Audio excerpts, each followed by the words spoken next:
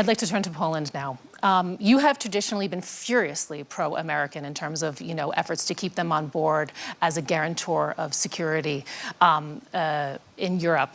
You've termed the Greenland dispute, and again, this was a comment that I understand you made last week, a matter between the Danish Prime Minister and President Trump. Just briefly, do you still stand by that after everything that you've seen in the past days and weeks? Of course, United States of America are the most important Polish bilateral ally, but we also appreciate a lot NATO. We are the part of NATO, and we feel responsible for NATO. This is the biggest alliance in the history of 20th century. I think, like Mark Rutte, the NATO is stable, NATO is solidifying, but we of course recognize some problems about the Greenland. And I'm looking at the problem of Greenland from the strategic side. We have Chinese, we have Russian. We feel in Poland Russian threat for 3 centuries even, and we understand it at all in eastern flank of NATO.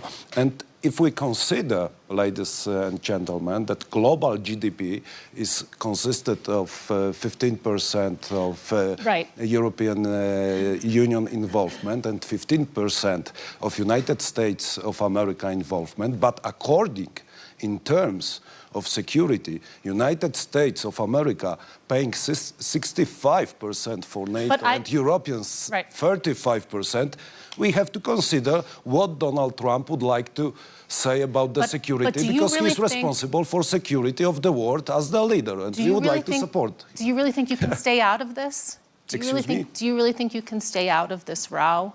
Do you really think that, isn't this the moment right now for solidarity in Europe? Isn't this key to a united and a strong response? There is the necessity of solidarity in Europe, but there is also the necessity of building the good transatlantic relations. And I think that transatlantic relations are very important. We know in Europe, Alex, all my European friends knows how many mistakes had Europe done after and before 2022, and Donald Trump tried to convince our European partners that we have to solidify, and his voice is very important because of the financial, because of the strategic, geopolitical point of view. I, of course, hope that it will be solved thanks to all partners on the diplomatic way, and How far are you willing to go to have good transatlantic relations? Does that mean giving the Americans Greenland, selling the Americans Greenland? How far should European allies go if the Americans do move on Greenland? We have 10,000 American soldiers in Poland.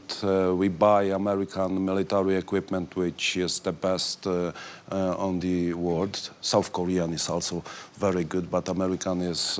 and Finnish tanks you buy. And Finnish tanks. A little bit of a commercial break here, We have the biggest army in East Central Europe. Poland increased the percent of GDP for military service almost to 5%. So we feel responsible for Poland.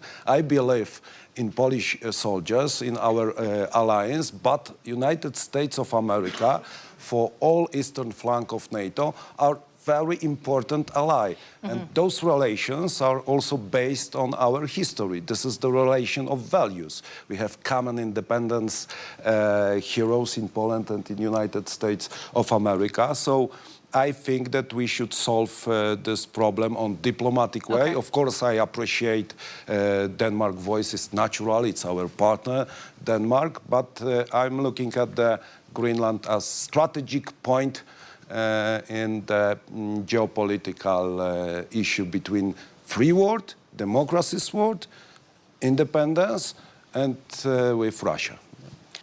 I'd just like to add something and kind of reset us a little bit. We're talking about can Europe defend itself, and something that's really interesting is that we have not said the word Russia or Ukraine, I think, so far in this conversation. And it just goes to show you actually how the conversation has changed. But I'd like to really take it back to Now, defense capabilities, the spending that also we were talking about, Polish president, we know that you're already projecting to get to 5% of GDP this year. You're doing all of this spending, hundreds of billions of euros being ramped up, but to still be dependent on the Americans. And I'm talking about key things. So air transport, strategic command and control systems, high-end intelligence. Do you get the sense, especially after the events of the past days, that Europeans are really in a state of urgency to quickly ramp up the ability to handle a protracted conflict without the US? What is the plan B if diplomacy fails? I understand your question, but I would like to assure you that our Polish independence and sovereignty is very strong. The first, I believe in Polish soldiers, of course, in our history and our readiness to fight with everyone who would like to invade Poland. So we felt a strong country on the eastern flank of NATO. But we also believe in diplomacy. It's natural in NATO, our cooperation with NATO, with European Union. Diplomacy is, of course, the part of the security guarantees. But what we can do as the Republic of Poland, and our friends also doing this, I see the president of Latvia, Baltic states, we of course made the decisions to increase the budget for military service, and it was the great achievement of Europe. And what have happened? In Hague, Donald Trump pushed Europeans to increase the military service cost and GDP. Also, European Union need Donald Trump to be pushed by him to increase this budget. It's not good way, and many countries inside Europe still haven't done this. So, you know, we have big problem about the feeling for our security and responsibility for secure European Union. Madam Kelly, you are not happy with this answer, I suppose, of Mark Rutte, that we need Donald Trump in the European Union, but we believe in our military service in Poland. I would like to add that Poland won with the Soviets and Bolsheviks. Finland won with the Soviets and Bolsheviks in 20th century. Japanese and Afghans won with the Soviet Union. So we are ready in our countries to secure our independence, but we need geopolitical and some relations in Europe and in the world to be stronger. I want to turn to Poland now. And Mr. President, I'd like to ask you, we mentioned a little bit earlier, I mean, the threat that is posed by Russia, its ongoing invasion of Ukraine. You know this, of course, better than anyone, being on the eastern flank there. Do you think, in all of this talk, in all of this conversation over Greenland, is Ukraine the casualty here? Do we run that risk? Can you repeat? I don't understand. Ukraine? The conversation has been dominated in the past week and days. Yeah, about Greenland. About Greenland. Yeah. Okay. And where is the attention now on Ukraine? What could this potentially mean for Ukraine? What could it mean for the resources that they need so desperately in order to maintain this fight on the European continent?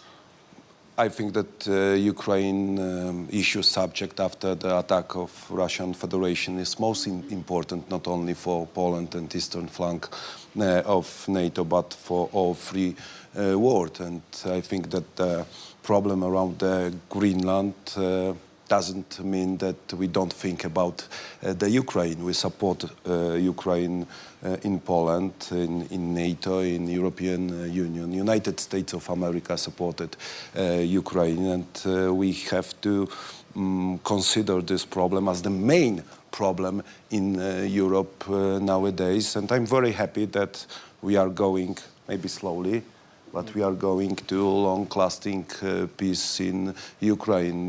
This must happen, I think. But I'm not afraid, Madam Kelly, that the situation around the Greenland means that we forget about Ukraine. we understand the problem about the Ukraine and still feel the Russian threat. We are still in Eastern Central Europe under the Russian threat, and I think that we are in the middle of the hybrid war.